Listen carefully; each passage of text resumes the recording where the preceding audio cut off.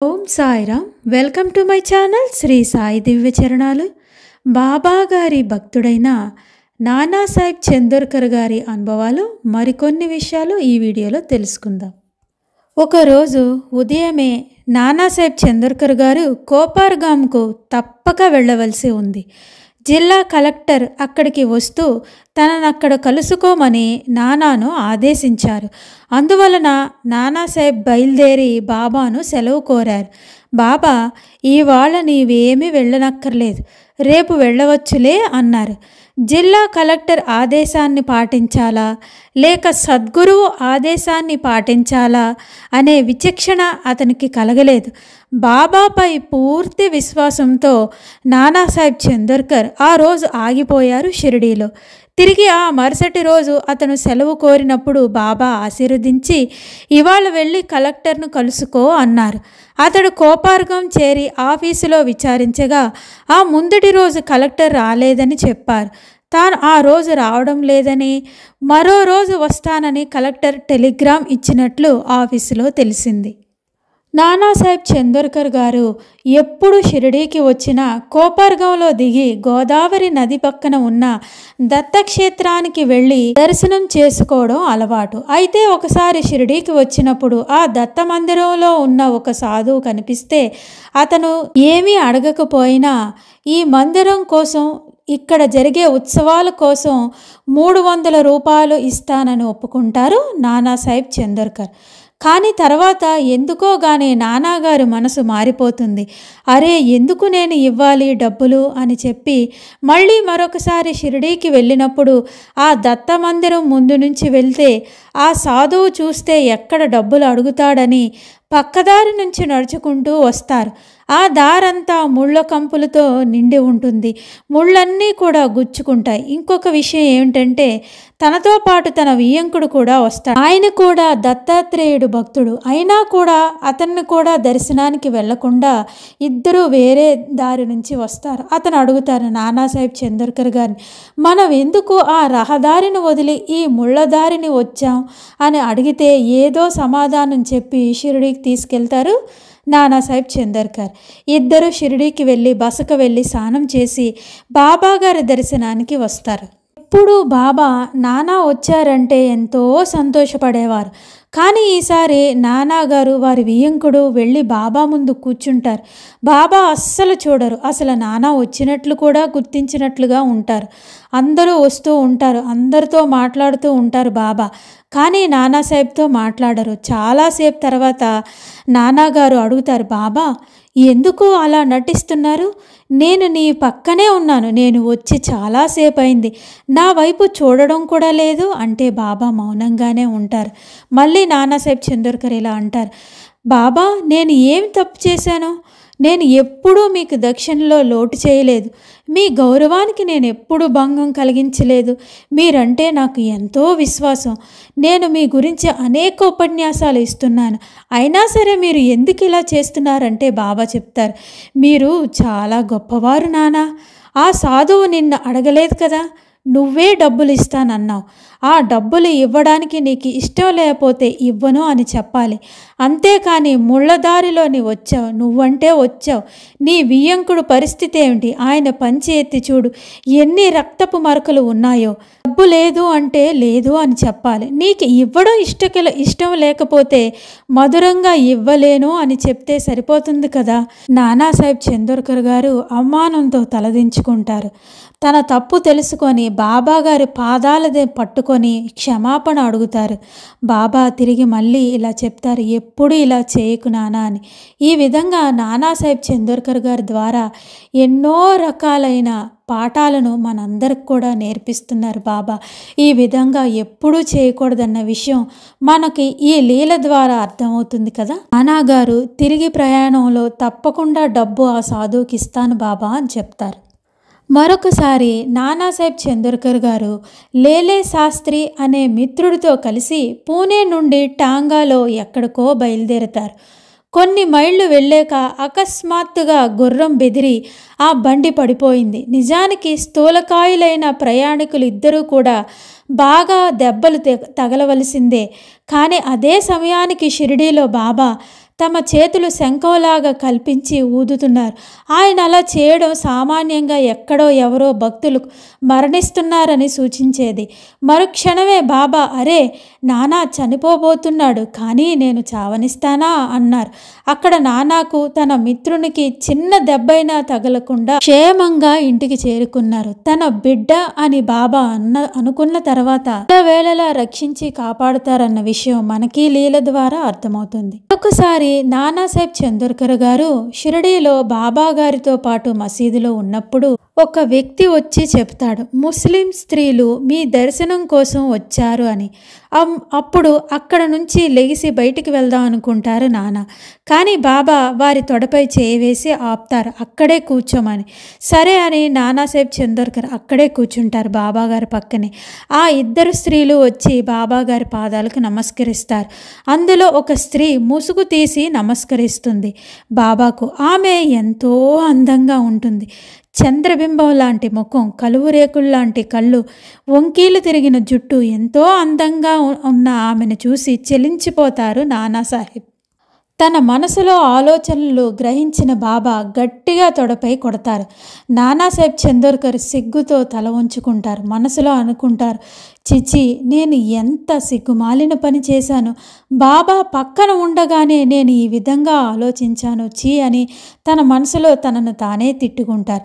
ఆ స్త్రీలు వెళ్ళిపోయిన తర్వాత బాబా చెప్తారు, నానా ఎందుకు అంత చెలించిపోతున్నావు? చూడు నాన్న, ఈ శరీరం విషయ వాసనలకు ఆలవాటు. అటువంటి ఆలవాలైన ఈ శరీరాన్ని సౌందర్యం చూడకుండా మనం కట్టడి చేయలేం. కానీ చూసే దృష్టిలో తేడా ఉండాలి.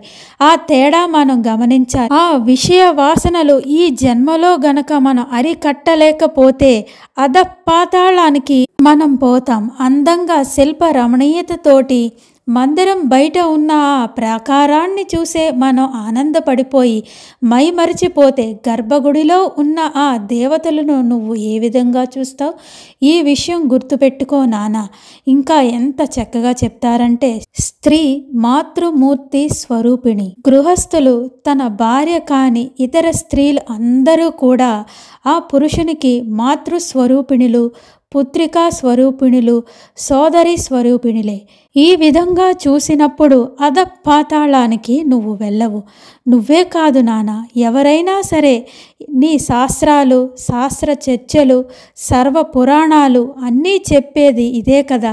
ఏది అయితే నీ పురాణాలు చెప్పాయో అవన్నీ ఆచరణలో పెట్టకపోతే ఇంకెందుకు? ఎంత గొప్ప బోధన చేశారు. ఇంకా ఇలా చెప్తారు, సర్వ ప్రపంచంలోని ప్రతి అణువు ఆ పరబ్రహ్మ స్వరూపం యొక్క సృష్టి కళా విలాసమే. ఆ స్త్రీ ముఖం చూసి ఆ అందాన్ని భరించలేక లెగిసి పారిపోవాలి అనుకున్నావు. ఆ అందాన్ని చూసి నీ మనసు వక్రబుద్ధి పడుతుందని భయపడి పారిపోవడానికి నువ్వు ప్రయత్నం చేశావు. కానీ నువ్వు నిగ్రహంతో ఉండాలి. స్త్రీని చూసి, నఖశిఖ పర్యంతం చూసి అందులో మాతృత్వ మాధుర్యాన్ని ఆస్వాదించు. నువ్వు దేవీ స్వరూపంగా భావించు ఆమెను.